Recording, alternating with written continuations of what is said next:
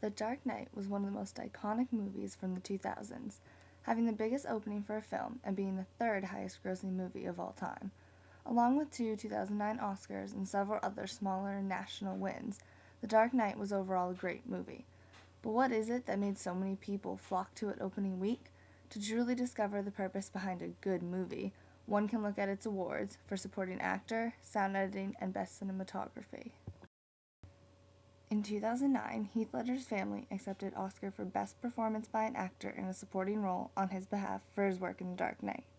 Ledger also won several other Best Supporting Actor awards the year the movie came out, and with good reason.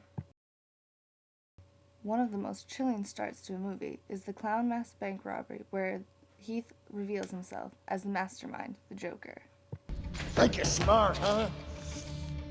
The guy that hired yous. He'll just do the same to you. Oh, criminals in this town used to believe in things. Honor, respect. Look at you. What do you believe in, huh? What do you believe in? I believe whatever doesn't kill you simply makes you stranger. The Dark Knight put extra effort into creating a dark, moral-questioning film that shows the changing world of Gotham by the character's actions. This dire element is created largely in part to Ledger's The Joker. He has a presence that leaves the audience wondering what he is plotting. A good example of this is while he is in jail. Though it seems he should be at the public service's mercy, he in fact scares and intimidates everyone around him. The Joker even manages to question Gotham's heroic Batman, altering his own and the world's perspective. The unexpected and lack of rules Heath presents connect largely to the bigger theme of The Dark Knight, of anticipation of violence and a crumbling.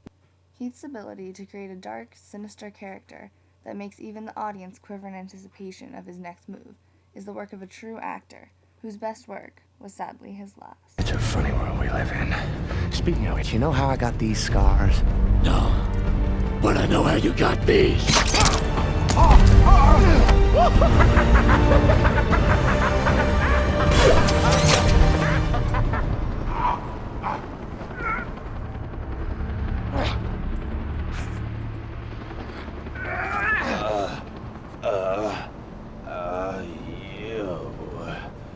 You just couldn't let me go, could you?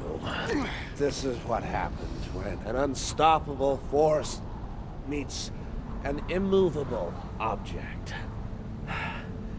You truly are incorruptible, aren't you? Huh? You won't kill me out of some misplaced sense of self-righteousness. And I won't kill you because you're just too much fun. I think you and I are destined to do this forever. You'll be in a better jail forever. Maybe we could share one. You know, they'll be doubling up the rate this city's inhabitants are losing their minds. This city just showed you that it's full of people ready to believe in good. Until their spirit breaks completely. Also at the 2009 Oscars, The Dark Knight won for Best Achievement in Sound Editing by Richard King. To win, a film must demonstrate good control over the sounds in a movie, from basic movements to music choice. Although The Dark Knight is not filled with emotional ballads, as some, its simplistic style and emphasis on a dark atmosphere helped it achieve the sound of an Oscar-winning movie. The first example of the power of sound is in this scene where there is a noticeable switch from the Joker's piercing laugh to a classical party. The transition from scenes is thematically shown by the sound switch. I'm a man of my word.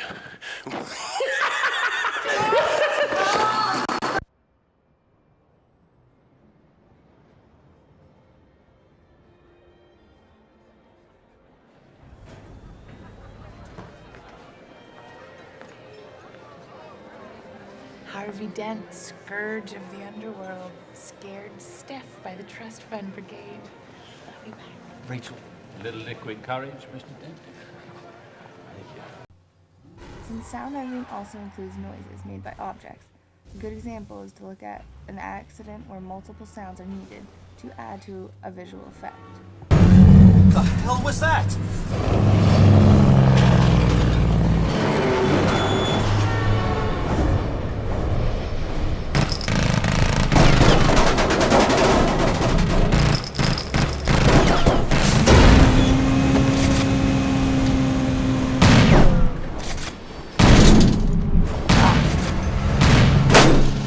built for that, right? He's gonna need something a lot bigger to get through this.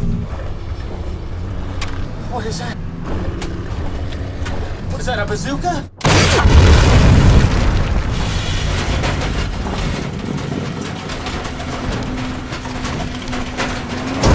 I didn't sign up for this!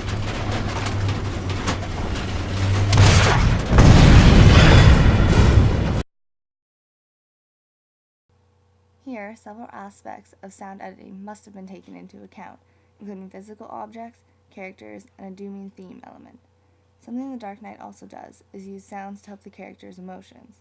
For instance, in the previously shown jail interview, one can notice that there is a definite emphasis on echoes, further defining the loneliness and disconnect from the Joker. Has he said anything yet?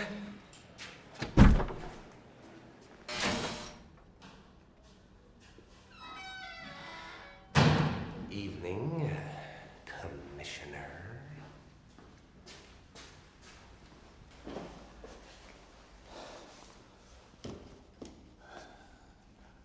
Harvey Dent never made it home. Of course not. What have you done with him? Me? I was right here. Who did you leave him with? Your people? Assuming, of course, that they are still your people and not Maroney's. Does it depress you, Commissioner, to know just how alone you really are? Does it make you feel responsible for Harvey Dent's current predicament? Where is he? What's the time? What difference does that make? Well, depending on the time, he may be in one spot or several.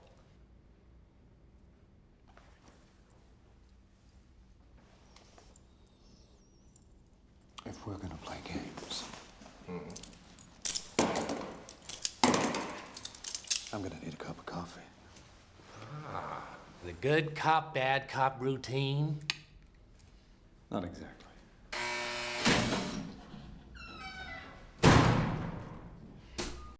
Lastly, what makes The Dark Knight a truly great film is the Oscar it was nominated for in Best Achievement in Cinematography.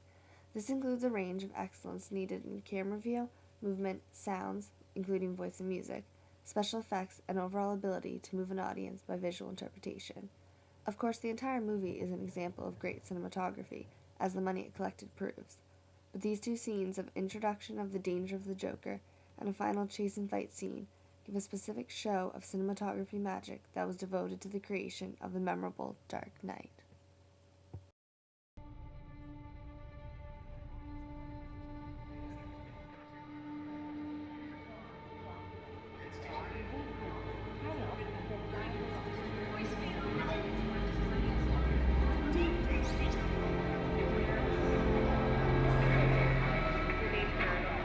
Eighth and Orchard. You'll find Harvey Dent there.